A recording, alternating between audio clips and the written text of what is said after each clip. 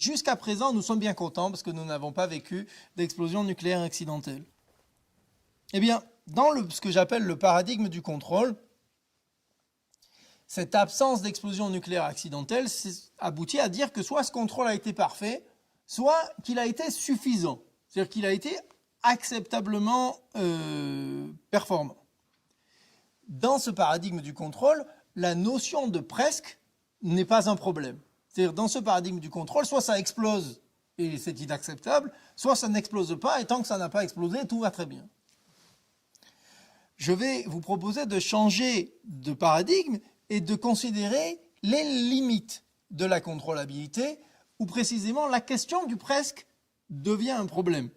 Parce qu'il y a un presque où le presque ne pouvait pas devenir une explosion, et il y a un presque dans lequel il aurait pu devenir une explosion. Il faut voir comment, et il faut voir dans quelle mesure, non seulement on était près du désastre, mais est-ce que l'itinéraire du presque au désastre était contrôlable.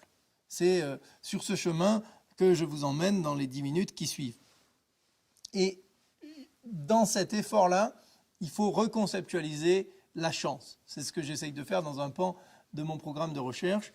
Je vous rassure tout de suite, ça vous paraît bizarre, c'est normal, parce que tout le travail qui a été fait jusqu'à présent considère la pensée contrefactuelle comme un anathème disciplinaire. C'est-à-dire on ne peut pas penser l'autre monde possible, donc on ne peut pas penser la question du presque, et on ne peut pas penser la chance, parce que la chance est une catégorie insaisissable. Et ce que je montre dans ce travail-là, c'est qu'on peut tout à fait la rendre saisissable. On peut produire une définition distinctive, sérieuse, de la chance. Et si vous vous demandez pourquoi est-ce qu'il faudrait faire ça, c'est essentiellement pour 3 raisons. D'abord parce que notre confiance dans le contrôle que nous avons sur les arsenaux vient justement de la durée de cette absence d'explosion nucléaire, qu'on appelle parfois la longue paix. Eh bien, cette durée, elle nous paraît exceptionnelle, d'autant plus exceptionnelle que du coup, on a confiance.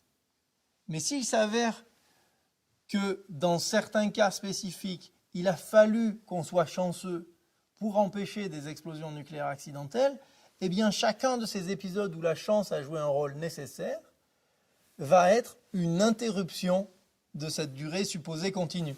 Et donc il va falloir remesurer la durée de continuité entre les épisodes où la chance a été nécessaire, pour du coup reconsidérer la question, est-ce que la paix nucléaire est exceptionnellement longue ou pas?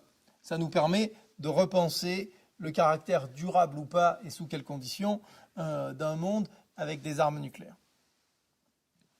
Plus profondément, ça nous permet, et ça sera une ligne de fond de mon propos, de repenser la structure des paris sur l'avenir que nous conduisons quand nous choisissons une politique nucléaire.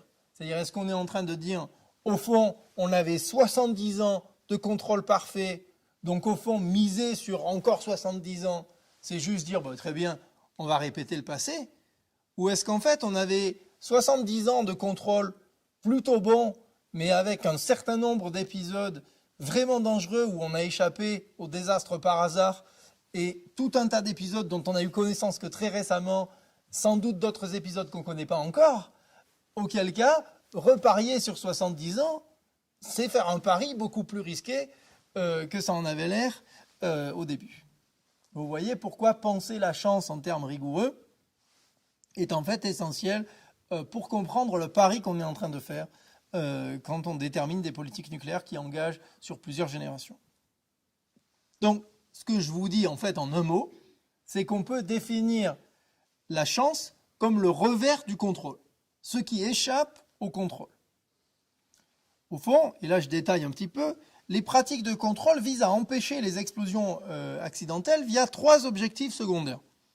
Un personnel obéissant, qui va du coup être formé à suivre les règles, une technologie fonctionnelle et une saisie et une circulation adéquate de l'information. Et l'idée, c'est la perfection de l'application de ces procédures et de ces protocoles va garantir que les armes n'exploseront que quand la procédure de lancement acceptable aura été conduite. Ça, c'est le contrôle. Donc la chance, c'est précisément le revers de ça. Les cas où la chance a été nécessaire peuvent être définis comme exemples dans lesquels un résultat souhaitable, à savoir l'absence d'explosion nucléaire accidentelle, est obtenu dans l'une des trois modalités ci-dessous, indépendamment des pratiques de contrôle, grâce à la défaillance d'une des pratiques de contrôle, ou, et là c'est un peu plus rassurant que les deux autres, en dépit de la défaillance de pratiques de contrôle. Parce que dans le troisième cas, on peut dire, bon, ben, c'est que le système est quand même robuste.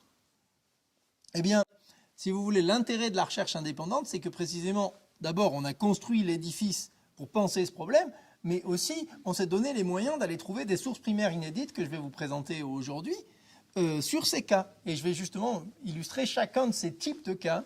Le premier, c'est ce que j'appelle le salut par le vent. Personne n'a vu ces images. Je les ai trouvées en octobre dernier via quelqu'un que je ne peux pas nommer, qui travaillait au Laboratoire national de Sandia. Ça, c'est une nuit de septembre 1980 sur la base de Grand Forks dans le Dakota du Nord. Ce jour-là, le réacteur numéro 5 du bombardier B-52 que vous voyez sur la photo était en flammes pendant plus de 3 heures. On parle d'une période où l'Air Force nous disait que les réacteurs des B-52 ne prennent pas feu. Voilà, ça dure 3 heures. La raison pour laquelle cet épisode est important, c'est parce qu'à bord de cet avion se trouvent plusieurs explosifs nucléaires SRAM-A, dont on va découvrir dans les années 80 qui sont extrêmement sensibles au feu. Vous voyez que les effets de l'incendie sur le réacteur et sur l'aéronef sont considérables. La question, c'est comment est-ce qu'on a fait pour que les flammes n'atteignent pas le compartiment où se trouvent les têtes nucléaires. Quand vous voyez cette photo-là, vous commencez à être surpris et vous vous dites c'est bizarre que une des moitiés de l'aéronef soit littéralement carbonisée et que l'autre moitié soit quasi intacte. Et en fait, quand vous poussez la recherche un peu plus loin, vous découvrez que ce soir-là, il y avait une tempête. Et qu'au fond, c'est le vent qui a maintenu les flammes loin du compartiment où étaient les explosifs nucléaires. Si vous êtes optimiste, et j'espère que certains d'entre vous le sont, vous allez me dire, ah oui, mais c'est parce que de toute façon, c'était prévu, le bombardier B-52 s'est parqué sur le tarmac de manière à ce que le vent joue ce rôle favorable. Votre optimisme vient de prendre fin. C'est-à-dire là, vous voyez que le lieu de parking de l'avion est radicalement aléatoire.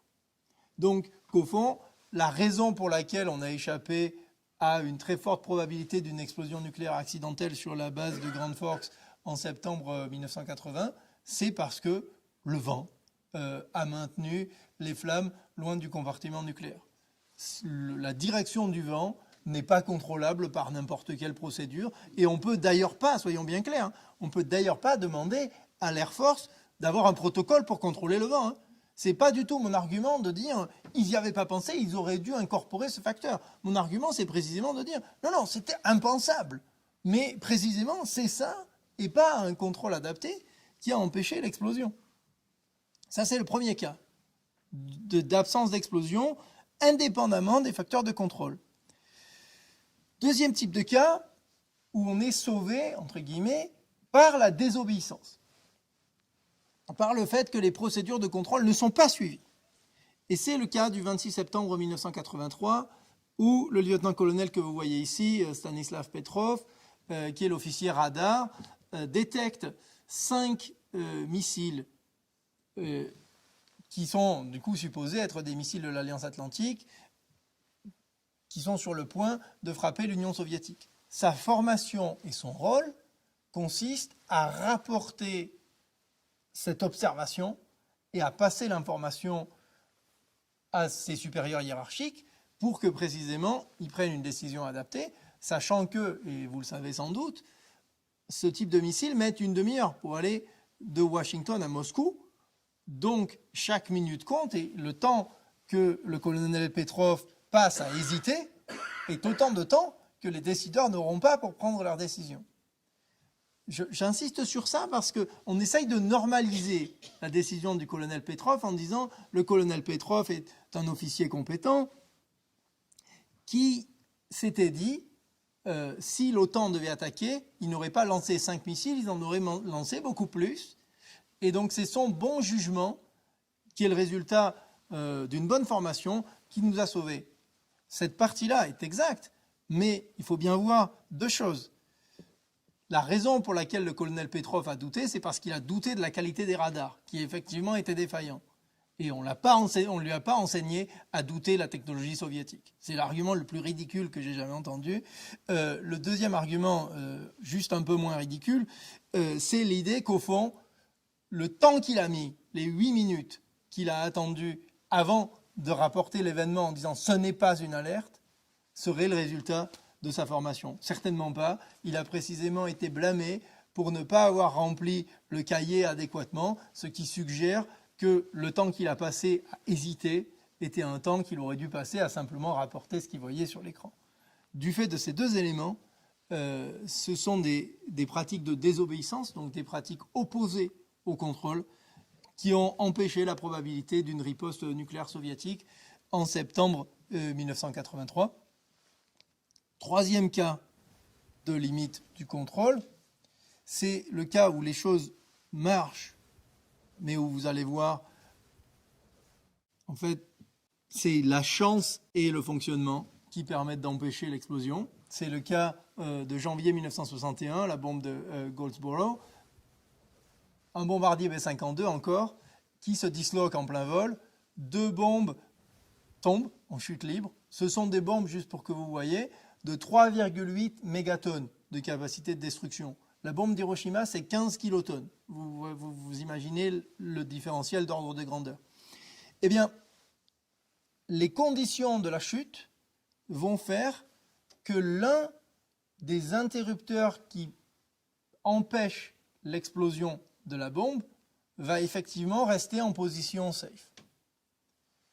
Certains des ingénieurs, et encore une fois les optimistes dans la salle, vont me dire « mais vous voyez, c'est très bien, l'interrupteur il a finalement marché, c'est quand même le but de l'opération. » Très bien, c'est tout à fait juste, sauf que, et les deux saufs sont importants, on a découvert qu'il y avait 4 interrupteurs de ce type sur la bombe de Goldsboro. Il y en a 3 qui ont échoué. Le 4e est le seul qui a fonctionné et qui nous sépare d'une explosion de 3,8 mégatonnes.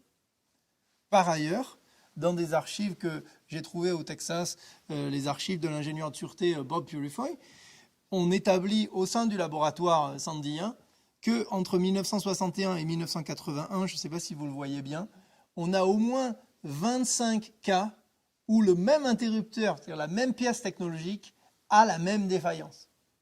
Donc ce qui a empêché l'explosion nucléaire de Goldsboro, c'est simplement que 2 défaillances qui ont eu lieu, c'est-à-dire la défaillance de l'avion et la défaillance de l'interrupteur, n'ont pas eu lieu en même temps. J'appelle ça la chance.